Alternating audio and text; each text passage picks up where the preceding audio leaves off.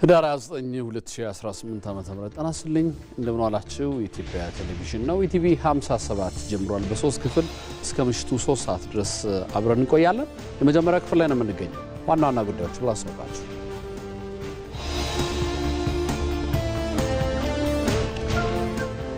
ኢትዮጵያ ከጨለማ ወደ ንጋት እየተሸጋገረች ነው ሲሉ ጠቅላይ ሚኒስትር አብይ አህመድ ተናገሩ። ለመላው ኢትዮጵያውያን ወገኖቼ አንድ ክር ደካማ ነው፣ ብዙ ክር ግን የማይበጠስ ገመድ ነው።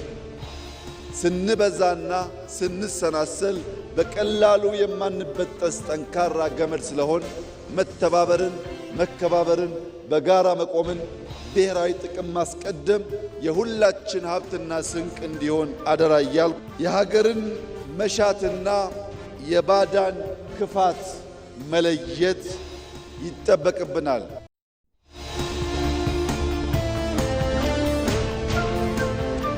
የኃይል አቅርቦት ሳይረጋገጥ ከድህነት መውጣት የማይታሰብ ነው ሲሉ የውጭ ጉዳይ ሚኒስትር ዶክተር ጌዲዮን ጢሞቴዎስ ተናገሩ።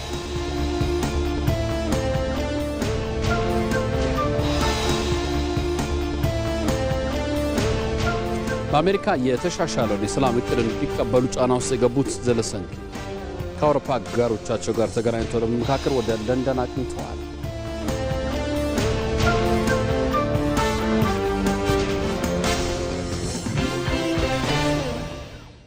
ከዜናዎቹ ጋር አንተነህ ደግፌ ነኝ። አብራችሁን ቆዩ።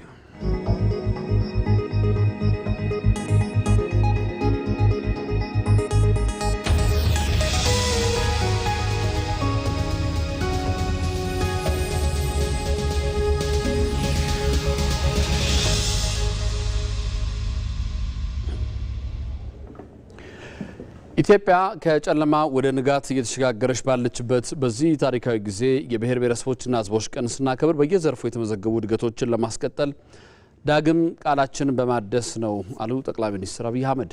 ኢትዮጵያ መተሳሰር ሲገባን ክፉ እሳቤ ባለው በባዳ እሳቤ እንዳንጠለፍ ሰላማችንን ማጽናት ይገባልም ብለዋል። 20ኛው የብሔር ብሔረሰቦችና ሕዝቦች ቀን በማዕከላዊ ኢትዮጵያ ሆሳዕና ከተማ ተከብሯል። ቶማስ ኃይሉ ተጨማሪ አለው። ዲሞክራሲያዊ መግባባት ለህብረ ብሔራዊ አንድነት በሚል መሪ ሐሳብ ለ20ኛ ጊዜ በማዕከላዊ ኢትዮጵያ ክልል ሀዲያ ዞን ሆሳዕና ከተማ እየተከበረ በሚገኘው የብሔር ብሔረሰቦችና ህዝቦች ቀን ላይ ጠቅላይ ሚኒስትር አብይ አህመድ ንግግር አድርጓል። በዚህም ኢትዮጵያዊነትና ኢትዮጵያ በህብር ባህል የሚኖርና የሚጸና መሆኑን ገልጸው የአንዱ ማንነት ለሌላው ሀብቱና ውበቱ በመሆኑ ሁሉም በእኩልነት የሚኖርባት ሀገር ናት ብለዋል። ያንዳችን ለሌላችን ውበት፣ ያንዳችን ለሌላችን ክብር የሆነባትን ሀገር ኢትዮጵያ አንዱ ከፍ ሌላው ዝቅ ብሎ ሳይሆን ሁላችን እኩል ሆነን በወንድማማች አይን ተያይተን በመደመር እሳቤ የበለጸገች ኢትዮጵያን ለልጆቻችን እንድናሻገር አደራ ልላችሁ እወዳለሁ። በአባቶች ደም የተወረሰውን ነጻነት በብልጽግና ማረጋገጥ ይገባል ያሉት ጠቅላይ ሚኒስትሩም የከተሞች እድገት፣ የግብርናው መዘመን፣ ከቱሪዝምና ከማዕድን ሀብቶች መጠቀም በመጀመራችን የብሔር ብሔረሰቦችና ህዝቦችን ቀን ስናከብር ኢትዮጵያን ለማጽናት ዳግም ቃላችንን የምናድስበት መሆን አለበትም ብለዋል። ኢትዮጵያ በሁሉም መመዘኛ ከጨለማ ወደ ንጋት እየተሸጋገረች ባለችበት በዚህ ታሪካዊ ጊዜ በሆሳዕና ከተማ ተገናኝተን ዳግም ቃል ኪዳናችንን ለመጠበቅና ለማጽናት መላው የኢትዮጵያ ልጆች በዚህ ጀግና ህዝብ ፊትና በሆሳዕና ከተማ ዳግም ተገናኝተን የጀመርነውን ለመጨረስ ያልጀመርነውን ለመጀመር ኢትዮጵያን ለማጽናት በጋራ እንድንቆም በድጋሚ ጥሪዬን አቀርባለሁ። ብልጽግናን ለማረጋገጥ ተግቶ መስራት ይገባል ሲሉ ጠቅላይ ሚኒስትሩ ገልጸዋል። ኢትዮጵያ ችግሯን ብቻ ሳይሆን ያላትን የማደግ ዕድል በመመልከት በጋራ ለብልጽግናዋ መረጋገጥ መስራት ይገባል ሲሉም ጠይቀዋል። ችግሯን ብቻ ሳይሆን አቅሟን ከኢትዮጵያ መቀበል ብቻ ሳይሆን ለኢትዮጵያ መስጠት። ብዙ እጆች በትብብር ካልሰሩ እህል ዳቦ መሆን ስለማይችል በትብብር መንፈስ በብዙ ትጋትና ልፋት አዲስ የታሪክ ገጽ ለኢትዮጵያ ለአፍሪካም ብርሃን የሚሆን የብልጽግና ጅማሮ በእኛም በሌሎችም የሚታመንበትና ለትምህርት የሚውል ዳግም አድዋ በኢትዮጵያ ይከበር ዘንድ ዛሬ አፍሪካ የምትፈልገው ብልጽግናን ነውና በልጽገን ለማበልጸግ በጋራ እንድንሰራ በድጋሚ በታላቅ ትህትና አደራ ላችሁ ፈልጋለሁ። ህብረ ብሔራዊ አንድነታችንን በማጠናከር የኢትዮጵያን ብሔራዊ ጥቅሟን በማረጋገጥ ሁለንተናዊ ብልጽግናን ለትውልድ ማውረስ ይገባል ሲሉም ጠቅላይ ሚኒስትር አብይ አህመድ ገልጸዋል። እኛ ኢትዮጵያውያን ህብረ ብሔራዊነትን እያጠናከርን በገዥ ትርክት አቃፊ በሆነው እሳቤ እየተሸመን በተቋማዊ ለውጥ የሀገር ግንባታና የሀገረ መንግስትን ማጽናት ጅማሯችንን እያጎለበትን ብሔራዊ ጥቅማችንን በስልት በብቃት በውጤትና በጥበብ እያሳካን ሁለንተናዊ ብልጽግናን እያረጋገጥን የተዋበች የላቀች የጸናች ሀገር ለልጆቻችን ማስረከብ እንድንችል ዛሬ የተሰጠን ታላቅ የዕድል ቀን ነውና እንድንጠቀምበት አደራ ልላችሁ እወዳለሁ። ኢትዮጵያውያን የባዳ የክፋት እሳቤን በመከላከል ሰላምን ማጽናት ይገባቸዋል ሲሉም ጠቅላይ ሚኒስትሩ አክለዋል። መሻትና የባዳን ክፋት መለየት ይጠበቅብናል። ባዳ በክፋት የኛን መሻት ለማጨለም ሲነሳ ኢትዮጵያውያን ለባዳ ፍላጎት መሳሪያ እንዳንሆን እርስ በርስ መተሳሰር ሲገባን ክፉ እሳቤ ያለውን የባዳን መሻት በውስጣችን እንዳናስገባና በታሪክ ተወቃሽ እንዳንሆን ኢትዮጵያውያን ቀልብ ገዝተን ሰላማችንን እናጽና፣ በንግግር እንመን። እያንዳንዱን ፈተና ወደ ዕድል በመቀየር የኢትዮጵያን ብልጽግና እናፋጥናለን። የኢትዮጵያን አንድነት እናጠናክራለን። የኢትዮጵያን ጠላቶች እንደ ጸጉር ቅማል አንድ በአንድ እናራግፋለን። ኢትዮጵያ ብዙ ተስፋ ያላት እድገት እያስመዘገበች ያለች ሀገር በመሆኗም ማንኛውም ፈተና ከብልጽግና ጎዳና ወደ ኋላ አይመልሳትም ሲሉም ጠቅላይ ሚኒስትር አብይ አህመድ መልእክታቸውን አስተላልፈዋል። በተያያዘ ዜና የብሔር ብሔረሰቦችና ሕዝቦች ቀን በዓል ኢትዮጵያን በመከባበርና በእኩልነት በጋራ የመልማት ቃል ኪዳንም የሚያድሱበት መሆኑን የፌዴሬሽን ምክር ቤት አፈ ጉባኤ አገኘሁ ተሻገር ተናግሯል። ሞላ ለማየው የዚህን ዜና ዝርዝር አዘጋጅቷል። በፌዴሬሽን ምክር ቤት አስተባባሪነትና የማዕከላዊ ኢትዮጵያ ክልል አስተናጋጅነት 20ኛው የኢትዮጵያ ብሔር ብሔረሰቦችና ሕዝቦች ቀን በዓል በሆሳዕና ከተማ ተከብሯል። ዘንድሮ በዓል የኢትዮጵያ የማንሰራራት ጅማሬ የሆነው ታላቁ የኢትዮጵያ ህዳሴ ግድብ በተመረቀበት እንዲሁም አበርክቷቸው የላቁ ግዙፍ ፕሮጀክቶች ጅማሬ በተበሰረበት ማግስት የሚከበር መሆኑ በዓሉን ልዩ እንደሚያደርገው የፌዴሬሽን ምክር ቤት አፈ ጉባኤ አገኘሁ ተሻገር ገልጸዋል። ዲሞክራሲያዊ መግባባት ለህብረ ብሔራዊ አንድነት በሚል መሪ ቃል የተከበረው የዘንድሮ በዓል ኢትዮጵያውያን በመከባበር በመደጋገፍና በእኩልነት በጋራ የመልማት ቃል ኪዳንን የሚያድሱበት ዕለት መሆኑን አፈ ጉባኤው ተናግረዋል።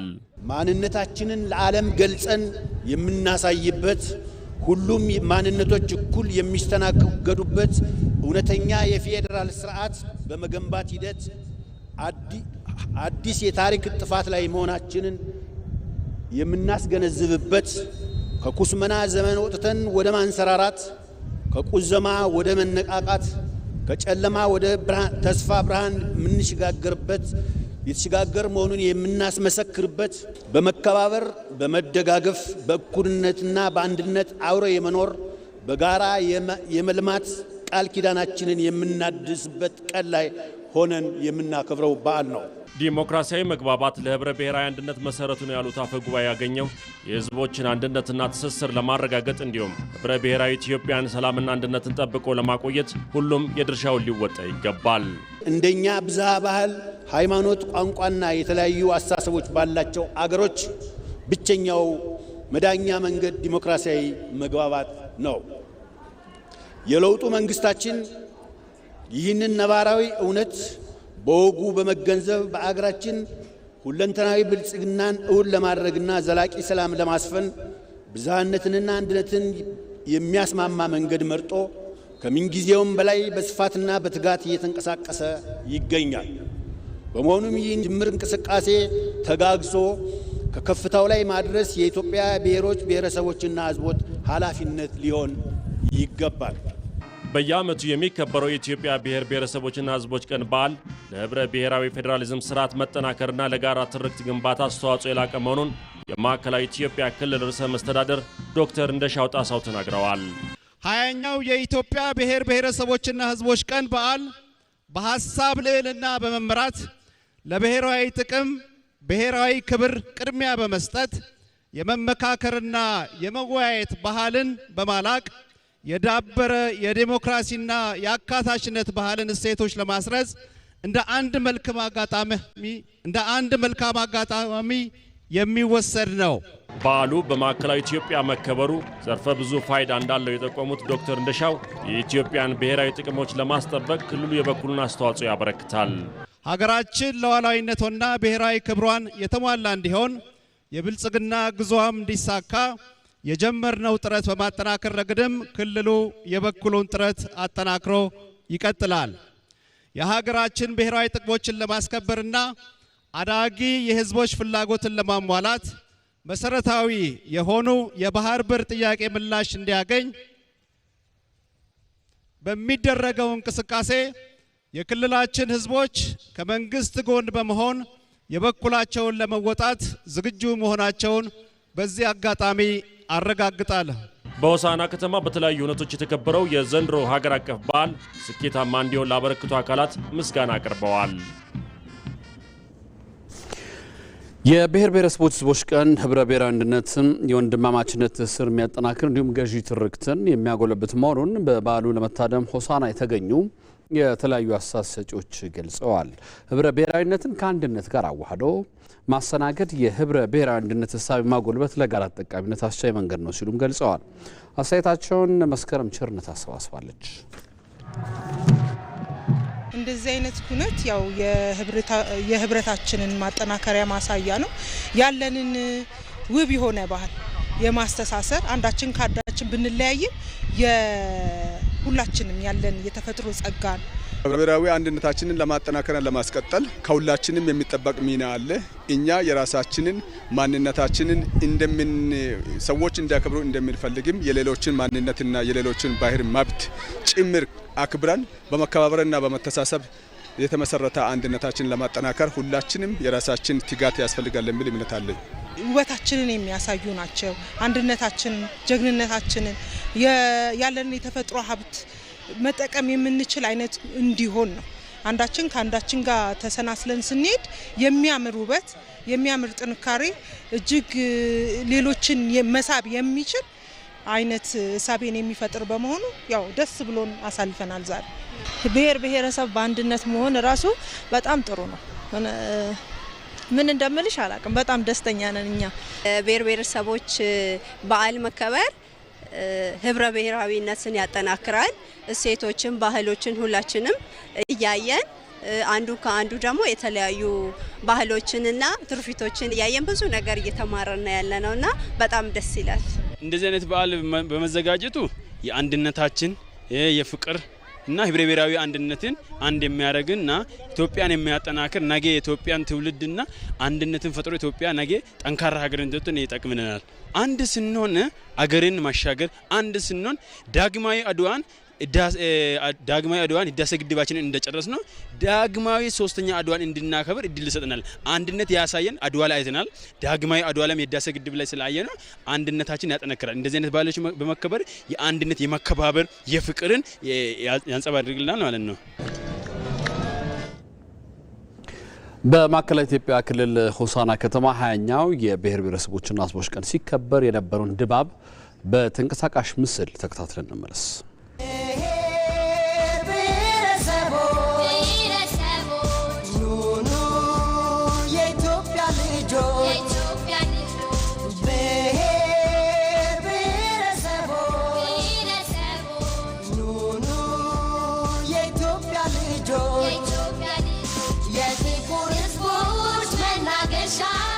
የነጻነት ማስታወሻ መላው ሕዝብሽን ተነቃንቆ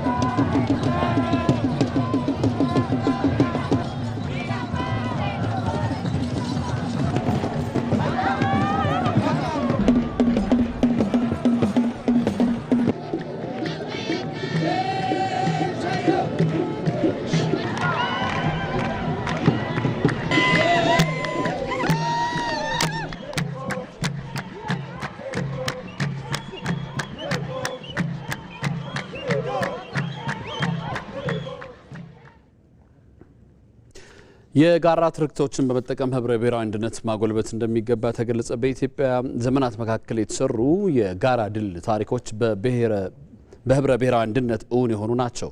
አቤል ሙልጌታ ተጨማሪ አለው። እንደ ሀገር ያለው ሀሳብ አልቦ ፖለቲከኛነት የታሪክ ስንጥቃትና ክፍተቶች ላይ ጥላቻና ከፋፋይ አሊያም ነጠላ ትርክትን በማጉላት ልዩነቶችንም በመስበክ ብዝሃ ማንነት የልዩነት ምንጭ የሚያደርግ ማካሄድ ኢትዮጵያን ሲፈትናት ስለመቆየቱ የመደመር መንግስት ይገልጻል። በተለይም ኢትዮጵያ በሀሳብ አልባ ፖለቲካ ስትፈተን ዓለም አቀፍ ግንኙነትና ተደማጭነቱ እየቀነሰ ብሎም ለውጭ ኃይሎችም ጣልቃ ገብነት የሚያጋልጥ ስለመሆኑም እሳቤው ያነሳል። አለፍ ሲል ደግሞ ህብረ ብሔራዊ አንድነትን በማላላት ሉዓላዊነትና ብሔራዊ ጥቅምን ማስጠበቅ የማይቻልበት ሁኔታ እንዲፈጠር የማድረግ አቅሙም ከፍ ያለ ስለመሆኑ ይነሳል። ኢትዮጵያዊነት የብዝሃ ባህልና እሴት ውህድ ልክ እንደ ፈትልም በአንድ የተሸመነ ህብረ ብሔራዊ መልክ ነው። በጋራ ማንነት የደመቀ በተሳሰረ አብሮነትም የዳበረ ከፍ ሲል ደግሞ በኢትዮጵያዊነት ጥላ ስር የኖረ በዘመናት ውስጥም ብዙ አኩሪ ታሪክን በአንድ የከተበ ህዝብ ይሆንና ይህ ሀቅና እውነት በነጠላና አግላይ ትርክት ላይ መሰረት አድርገው የሚገነቡ ማንነቶች በዘመናት መካከል ኢትዮጵያውያንን ብዙ ውጣ ውረድ እንዲጋፈጡም አድርጓል። ለአብነትም ኢትዮጵያ ከ1960ዎቹ ጀምሮ በኢትዮጵያ ፖለቲካ ጽንፍ ላይ የቆሙ ፍጹም አንድነትና ልዩነት ሳቢዎች ሀገሪቱን ሲፈትኗትም ኖረዋል። ከ1983 ጀምሮ ደግሞ ህብረ ብሔራዊነትን ብቻ በማጉላት የተሰሩ ተግባራት ሀገራዊ አንድነት ላይ ጥላንም አጥልተዋል። በሆነ ዘመን ኢትዮጵያውያን አንድ ብቻ ናቸው የሚል እሳቤ ነበር። አንድ ብቻ ናቸው የሚል ይሄ ከፊል እውነት ነው። በሆነ ዘመን ደግሞ ኢትዮጵያውያን ህብረ ብሔራዊ ናቸው የሚል እሳቤ ነበር። ይሄም ከፊል እውነት ነው። የተሟላው እውነት ኢትዮጵያውያን ህብረ ብሔራዊ አንድነት ያላቸው ህዝቦች ናቸው የሚለው። አሁን ላይ ይህንን ውስንነት ለመሻገር የመደመር መንግስት በእውነታ ላይ የተመሰረተ አግላይም ያልሆነ በህብረ ብሔራዊ አንድነት ያጌጠ ብዙ ሆኖ አንድ ሆኖ ብዙ የሆነ ጠንካራ ሀገራዊ መግባባት ላይ የቆመ ህዝብና ሀገር መሆንን በማለም እየሰራም ይገኛል። ለዛም እውነት መቆም ግድ እንደሆነም ያስቀምጣል። ኢትዮጵያ ህብረ ብሔራዊ አንድነት ያለባት ሀገር ካልሆነች ሰላማዊና ልማታዊ ጉዞ ማድረግ አይቻልም። አንደኛው ገዝፎ ሌላውን በማኮስመን አብሮ መኖርን የሚያጠፋ እንዳይሆን መጠበቅ ያስፈልጋል። ነገር ግን በዘመናት መካከል ደግሞ ኢትዮጵያውያን በነጠላ ትርክት ሳይሸነፉ ከነችግሩም ቢሆን ህብረ ብሔራዊ አንድነታቸውን አስቀድመው ሀገራቸውን ከጠላት የታደጉ የጋራ ታሪካቸውንም በአድዋ ተራሮች ተጋድሎ መስክ ላይ ማኖረዋል። ወዲህ በአሁኑ ትውልድ ደግሞ ህዳሴ ግድብን በአንድነት አንጸዋል። ተጋብተናል፣ ተዋልደናል፣ በእውነት በእምነት ተሳስረናል። ከሁሉ ይበልጥ ደግሞ እዚህ እየተዋጋንም እየተጣላንም የውጭ ኃይል ሲመጣ አንድ ላይ ቆመናል። አንድ ላይ ቆመን እቺን መሬት እቺን ምድር ጠላት አይረግጣትም ብለን ተዋግተናል።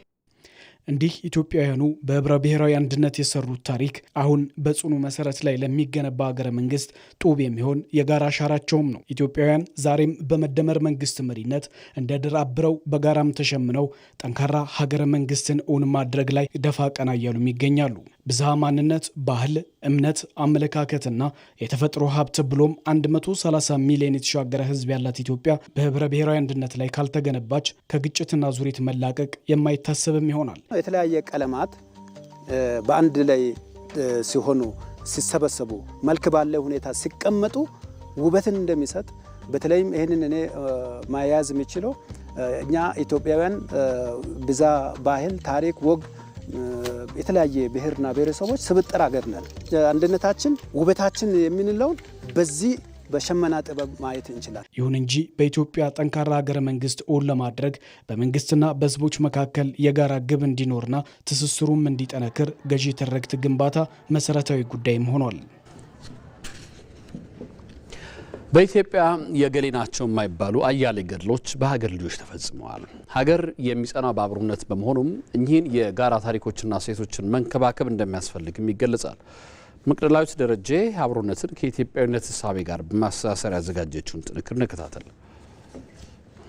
ኢትዮጵያዊነት በጽኑ የሀገር ፍቅር ላይ የታነጸ ባለብዙ መልክ ነው። ለኢትዮጵያውያን የትም ሆኖ የት ኢትዮጵያዊነታቸው ከደም የተዛመደ ነው። በኢትዮጵያዊነት የጋራ ማህበር ለሚኖሩት ህዝቦቿ ደግሞ የጋራ ማስተሳሰሪያቸው የጋራ ባህልና ታሪክ ናቸው። በኢትዮጵያ የገሌ ናቸው የማይባሉ አያሌ ገድሎች በሀገር ልጆች ተፈጽመዋል። ሀገር የሚጸናው በጋራ አብሮነት ላይ ነው ያሉ ሁሉ በባህል ልዩነታቸው ደምቀው ዛሬም በሀገር ዋርካ ስር አሉ። ጠቦ የማይታየው ኢትዮጵያዊነት በቋንቋ፣ በባህል፣ በሀገራዊ አልባስ፣ በልዩነት ውስጥ ድንቅ ውበትን የሚያሳይ ነው። የትናንት ታሪካችን ልንለውጠው ባንችልም ከትናንት ተምረን ዛሬን ሰርተን ለነገዎቹ ትውልዶች ያማረ ሀገርን ማስተላለፍ ጊዜ የማይሰጠው ጉዳይ ነው። ኢትዮጵያውያን ለሀገራቸው ያላቸው ፍቅርና ተቆርቋሪነት መለኪያ የሌለው እንደሆነ ብዙ ማሳያዎችን ማንሳት ይቻላል። ኢትዮጵያውያን ባሉበት ሰንደቅ ዓላማቸውን ይዘው ከምንም በላይ ሀገራቸውን በልባቸው አቅፈው ይኖራሉ።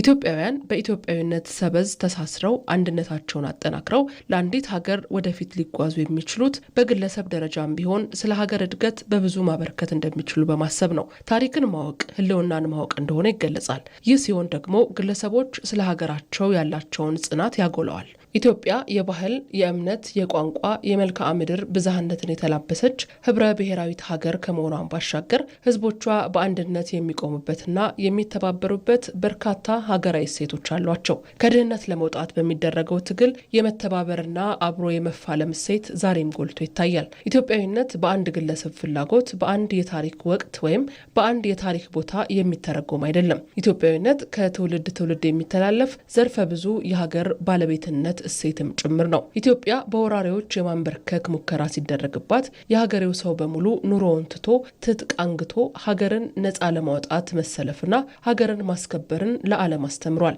ኢትዮጵያዊነት ከታሪክ ጋር የተሳሰረም ጭምር ነው። ታሪክ ለሁሉ የሚስማማና አንድ ወጥ ሆኖ ሁሉንም እኩል ሊያስደስት የሚችል እንዳይደለ እሙን ነው። ከጥንት ጀምሮ በኢትዮጵያ ብቻ ሳይሆን በየትኛውም ሀገር ታሪካዊ ትርክቶች የአሸናፊዎችን ትረካ እነሱ በሚፈልጉት መንገድ አጉልተው የእነሱን ጀግንነትና የተጻራሪዎቻቸውን ድክመት አግዝፈው ሊያሰፍሩ ይችላሉ። ከፋም ለማም ትላንትን ልንለውጠው ወይም ልናስተካክለው ስለማንችል ትላንት ላይ መቅረት እንደ ሀገር የሚበጅም አይደለም። ኢትዮጵያ ውስጥ ታሪክ ነው ወይስ ተረክ ነው እያጣላን ያለው?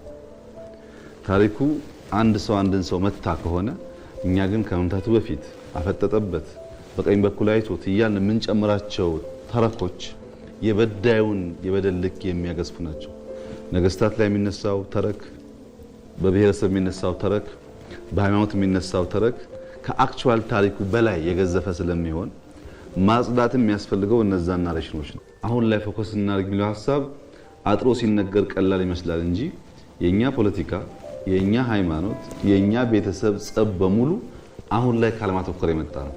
እሱ እኮ ትናንትና፣ እሱ እኮ ዘሩ፣ እሱ እኮ እምነቱ ብለው ወደ ኋላ ባንመለስ ኖሮ አሁን ባለው ድርጊትና ምልልስ ብዙ ሰው አይቀያየም ነበር። በጋራ ታሪኮች ላይ በማተኮር አብሮነትን ማጠናከር ለሰው ልጆች ማህበራዊ መስተጋብር ወሳኝ ሚና ያለው መርሆ ነው። አብሮነት የተለየ ማንነትን፣ ባህልን ወይም ሀሳብን የሚያከብርና የሚያስተናግድ በሰላም አብሮ ለመኖር መሰረት የሆነ ነው። በኢትዮጵያ ውስጥ የተለያዩ ማንነቶች፣ ባህሎች፣ ቋንቋዎች፣ ሃይማኖቶችና ልማዶች ቢኖሩም በእነዚህ ልዩነቶች ውስጥ የሚያመሳስላቸው ኢትዮጵያዊ ማንነት አላቸው። የኢትዮጵያ ሕዝብ ለረጅም ጊዜ የዘለቀ የእርስ በርስ የትብብርና የአብሮነት ታሪክ ያላቸው በመሆኑ ብዙዎቹ ማህበራዊ ግንኙነቶችና ልማዶች ተወራርሰዋል። ብሔር ብሔረሰቦችና ህዝቦች ለዘመናት ያቆዩትን እሴት ለቀጣዩ ትውልድ የሚያስተላልፉት በአብሮነት ብቻ ነው። ጠንካራ ሀገር እንዲኖር የአብሮነት እሴቶችን መንከባከብ እንደሚገባም የታሪክ ባለሙያዎች ይናገራሉ።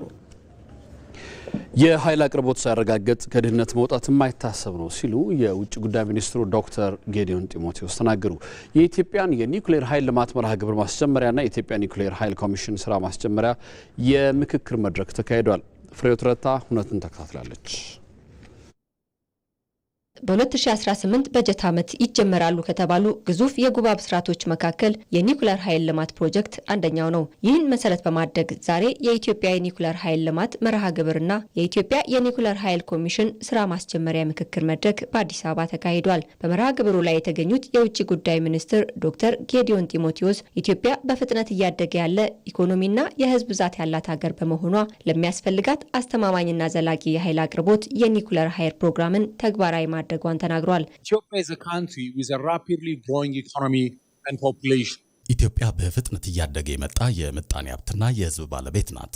ይህ ደግሞ የኃይል ፍላጎታችንን ማረጋገጥ የሚችል የረጅም ጊዜ ኢንቨስትመንትን ይጠይቃል። ዛሬ የጀመርነው የኒውክሌር ፕሮግራማችንን ተግባራዊ ካደረግን መጪ ጊዜያችን ብሩህ ይሆናል። በዝቅተኛ ዋጋና በስፋት በሚገኝ የኃይል አቅርቦት ከተሜነትንና ኢንዱስትሪ ልማታችንን ማፍጠን እንችላለን። የኃይል አቅርቦት ሳይረጋገጥ ከድህነት መውጣት የማይታሰብ ነው ሲሉም ሚኒስትሩ ገልጸዋል። We cannot overcome poverty and attain prosperity while we suffer from the energy poverty and insecurity. በኃይል አለመረጋጋትና እጥረት እየተፈተንን ከድህነት ወጥተን ወደ ብልጽግና መጓዝ አንችልም።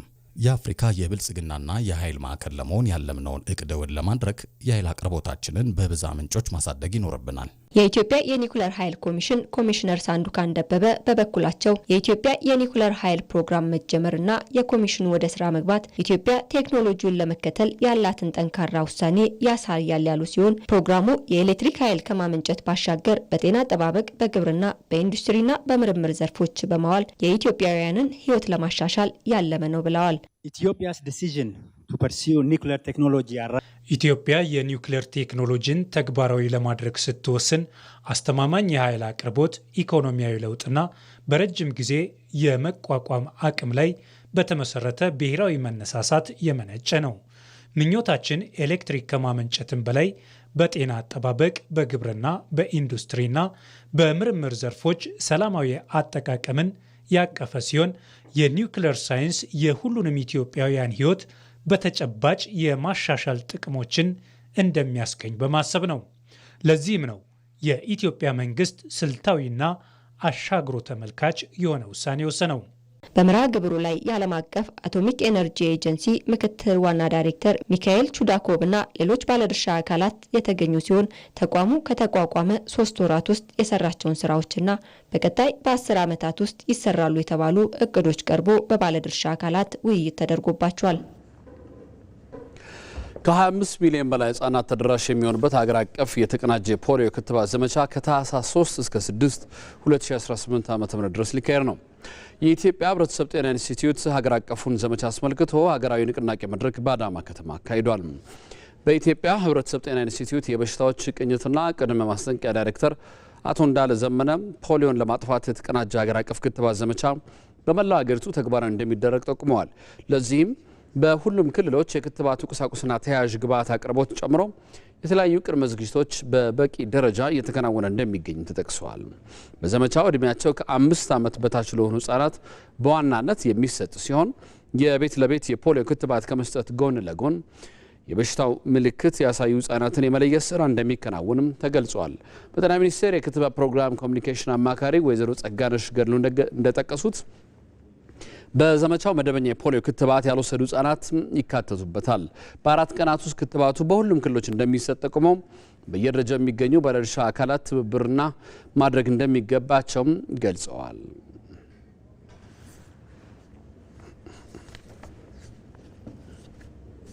በቀጣይ ቀናት ምን አይነት የአየር ሁኔታ ይኖራል የሚለውን ከኃይሉ ነገሰ ተከታትለን እንመለሳለን። ኃይሉ እንዴት አመሻህ? ጤና ይመስገን። መረጃዎች ምን ያሳያሉ? አመሰግናለሁ አንተነህ። በዛሬው ዕለት በደቡብ ምዕራብና በምዕራብ የሀገራችን አካባቢዎች የዳመና ሽፋን ነበራቸው። በነገው ዕለት በሰሜን ምስራቅ በመካከለኛውና በምስራቅ የሀገራችን አካባቢዎች የበጋው ደረቅ ፀሐያማና ነፋሻማ የአየር ሁኔታ ይኖራቸዋል። ከዚሁም ጋር ተያይዞ በምስራቅ አማራ፣ በመካከለኛው፣ በደቡብ ከፍተኛ ቦታዎችና በምስራቅ ኦሮሚያ ላይ የቀኑ ዝቅተኛ የሙቀት መጠን ከ5 ዲግሪ ሴልሺየስ በታች ሆኖ እንደሚመዘገብ ሀዛዊ የትንበያ መረጃዎቻችን ይጠቁማሉ። በሌላ በኩል በደቡብ በምዕራብና በደቡብ ምዕራብ የሀገራችን አካባቢዎች የዳመና ሽፋን ይኖራቸዋል። ከዚሁም ጋር ተያይዞ ጅማ፣ ኢሉባቦርና ቄለም ወለጋ ዞኖች፣ የጋምቤላ፣ የሲዳማ፣ የደቡብና የደቡብ ምዕራብ ኢትዮጵያ ክልል ዞኖች በጥቂት ቦታዎቻቸው ላይ ቀላል መጠን ያለው ዝናብ ይኖራቸዋል። በነገው ዕለት የሀገራችን ዋና ዋና ከተሞችና የቱሪስት መዳረሻ ስፍራዎች የሚኖራቸው የአየር ሁኔታ ነቀምቴ፣ ጅማ፣ ባህር ዳር፣ ቡሌ ሆራ ዳመናማ፣ ጋምቤላና ጎሬ ቀላል ዝናብ፣ አዳማና መቀሌ ፀሐያማ፣ በተመሳሳይ ሰመራ፣ ሀምቦና ሀራር ፀሐያማ የአየር ሁኔታ ይኖራቸዋል። በአዲስ አበባ በቀጣዮቹ 3 ቀናት ዳመናማ የአየር ሁኔታ ይኖራል። ተመልካቾቻችን ለበለጠ መረጃ የኢንስቲትዩቱን ድረገጽ www.itomet.gov.it እንመልከቱ። በርካታ መረጃዎችን ያገኛሉ። አንተነህ አመሰግናለሁ አይደል? እኔም በጣም አመሰግናለሁ።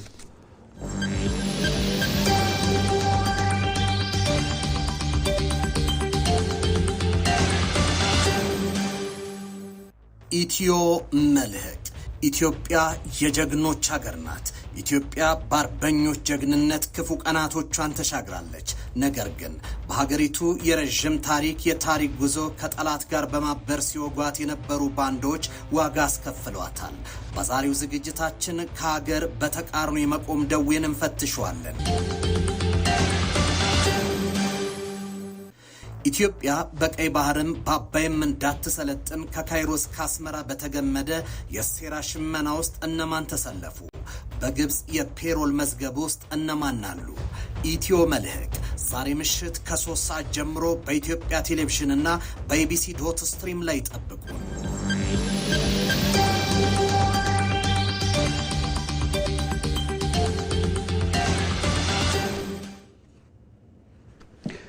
የአማራ ክልልን ሰላም ለማጽናት እየተደረጉ ያሉ የሰላም ድርድሮች ተጠናክረው ሊቀጥሉ እንደሚገባ በምስራቅ ጎጃም ዞን የመርጡ ለማርያም ከተማ አስተዳደርና አካባቢ ነዋሪዎች ጠየቁ። የመርጡ ለማርያም ከተማ አስተዳደርና አካባቢ ነዋሪዎች በወቅታዊ የሰላም ጉዳይ ዙሪያ ተወያይተዋል። ሳሙኤል ወርቃየሁ ተጨማሪ ያለው። በምስራቅ ጎጃም ዞን የመርጡ ለማርያም ከተማ አስተዳደርና የነፍሴ ሳር ምድር ወረዳ ነዋሪዎች በወቅታዊ የሰላም የመልካም አስተዳደርና የልማት ጉዳዮች ዙሪያ የክልሉ ከፍተኛ አመራሮች በተገኙበት ተወያይተዋል። በመድረኩ የአካባቢው ነዋሪዎች ሰላማችንን በጋራ ጥረት ለመመለስ እንስራ ብለዋል። የወጡ ወንድሞቻችንን እህቶቻችንን ለመመለስ ከዚሁ ከመድረክ ጀምረን አጀንዳ ይዘን እናስማማ። ሰላሙን ፍለጋ ነው የመጣችሁ። እኛም ሰላም ጠምቶናል። በቃ በተነሳሽነት እንሂድና ሰላም ይብቃ፣ መሞት ይብቃ፣ መተላለቅ፣ ልጆች አጣን። አሁን በዚህ ወቅት ደግሞ ሊከብር የሚፈልግ ሰው አለ። በዚህ ወቅት እኛ ህይወታችንን ለማስረዘም እየለፋን ሌሎች ደግሞ ሊከብሩ ፎቅ ሊሰሩ መኪና ሊገዙ የሚለፉ ሰዎች አሉ። መንግስት ለሰላም የዘረጋውን እጅ እንዳያጥፍ የጠየቁት የውይይቱ ተሳታፊዎች ሰላምን ለማጽናት የሃይማኖት አባቶችና የሀገር ሽማግሌዎችም የበኩላችንን ልንወጣ ይገባል ነው ያሉት። ሽማግሌዎችም የሃይማኖት አባቶችም ለሀገራችን ለወንዛችን ብለን ለእውነት ብለን ሀገራችንን ነበረችበት እናድርስና ለልጆቻችን እናስረክባቸው። የሰላም ድርድሩ ተጠናክሮ እንዲቀጥል እንፈልጋለን። ለሰላሙ ደከመኝ ሰለቸኝ ሳንል እንቅልፍ ሳይኖረን ይህን ነገር ቀጣይ እንዴት እናምጣው የሚለውን እርስ በርስ እየተመካከር ማሰሪያ ብጅታችሁልን እንድትሄዱ ለመጠየቅ ፈልጌ ነው። አውርተን የምንሄድ ከሆነ ለሀገራችን ሰላም የሚመጣ አይመስለኝም። ሁላችንም በጋራ ሁነን ሀገራችንን ሰዎችንም ደግሞ አንጥተን ወደ ሰላሙ እንዲገቡ ማድረግ ነው ያለብን። በአካባቢው የሚንቀሳቀሰው የሀገር መከላከያ ሰራዊት እዝ አዛዥ ሜጀር ጄኔራል ብርሃኑ ጥላሁን ጠላት የሚጠነክረው የውስጥ አንድነት ሲጠፋ መሆኑን ገልጸው በዚህም ለሰላም መስፈን በአንድነት መስራት እንደሚገባ ገልጸዋል። ወጀብ የሆነ ፖለቲካ አስገብቶን ነበር። አሁን ግን በቃ ራሳችን ነው እየበላን ያለው እና ከዚህ መውጣት አለብን የሚለው መንፈስ ትክክለኛ ሆኖ ስለተረዳሁት በጣም አመሰግነው ይሄን መድረክ። ስለዚህ ካም በኋላ እንደዚህ አይነት መድረኮች ብቻ እየተፈጠሩ ሳይሆን ወደ አክሽን መግባት አለብን። ሁላችንም ወስነን መግባት አለብን። ሁላችንም ለሰላም ዘብ መቆም ይገባናል ያሉት በምክትል ርዕሰ መስተዳድር ማዕረግ የአስተዳደር ዘርፍ አስተባባሪ ዶክተር አማኑኤል ፈረደ መንግስት በሰላም እጅ የሚሰጡትን በማደራጀት ወደ ስራ እንደሚያሰማራም አስታውቀዋል። የሃይማኖት አባቶች፣ የሀገር ሽማግሌዎች በአግባቡ ከተንቀሳቀሳችሁና ከተጋገዝን በተጨባጭ በርካታ ኃይል ህይወቱ ተጠብቆለት በሰላም መጥቶ እኛም አሰልጥነን በዲዲአር የምንለው ፕሮግራም አለ። በዛ ውስጥ አሳልፈን ሰላማዊ ኗሪ እንዲሆንና ስራ እንዲፈጠርለት የማድረግ ስራ እንሰራለን። የኛ ፍላጎት ይሄ ነው። በዋናነት በሰላም አብዛኛው ወጣት እንዲመጣ ማድረግ ነው። ሁለተኛው ህግ ማስከበር ነው። የአማራ ክልል ምክትል ርዕሰ መስተዳድር ዶክተር አብዱ ሁሴን በበኩላቸው በአካባቢው የታየውን የተሻለ ሰላም ለማጽናት የተለያዩ አደረጃጀቶችን በመጠቀም መስራት እንደሚገባ አሳስበዋል። ከመርጦ ለማርያም እሴትና ተፈጥሮ ጋር የተስማማ ከማህበረሰቡ አብሮነት ላይ የተገነባ ሰላም እንዲመጣ ስራ መስራት ያስፈልጋል። ያ ማለት የሽማግሌ አደረጃጀት፣ የሃይማኖት አባት አደረጃጀት፣ የወጣት አደረጃጀት ዛሬ በተገዩ መንገድ አላደረጃችሁንም አደራጅ መሪ የለም ያለውን ህዝብ የነሱን ሐሳብ ሊፈታ የሚችል በተገዩ መንገድ መስራት ያስፈልጋል። ዘገባውን ያደረሰን አማራ ሚዲያ ኮርፖሬሽን ሲሆን በክልሉ በተለያዩ አካባቢዎች እየተደረጉ ያሉ ህዝባዊ ውይይቶች ተጠናክረው ቀጥለዋል። የውጭ ዜና። በአሜሪካ የተሻሻለውን የሰላም እቅድ እንዲቀበሉ ጫና ውስጥ የገቡት ዘለንስኪ ከአውሮፓ አጋሮቻቸው ጋር ተገናኝተው ለምክር ወደ ለንደን አቅንተዋል።